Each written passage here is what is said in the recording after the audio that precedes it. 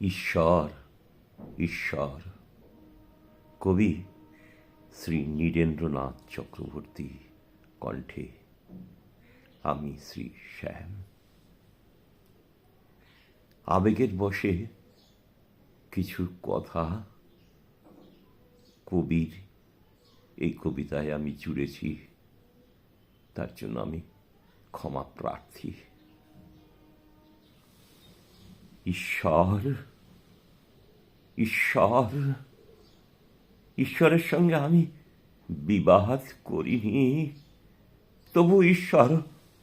তবু ঈশ্বর হঠাৎ আমাকে ছেড়ে কোথায় গেলেন।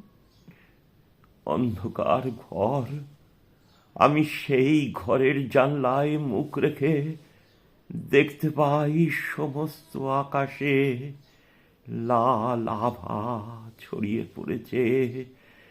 নিঃসঙ্গ পথিক দূর দিগন্তের দিকে চলেছেন।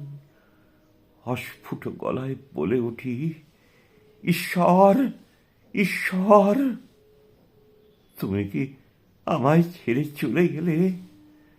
যদি সত্যি তুমি আমাকে ছেড়ে চলে যাও, তবে একবার শুধু দেখা দিয়ে বলে যাও যে আমি তোমায় ছেড়ে চলে গেলাম। ঈশ্বর, আমায় তুমি ক্ষমা করো, আমায় তুমি ক্ষমা করো। নমস্কার।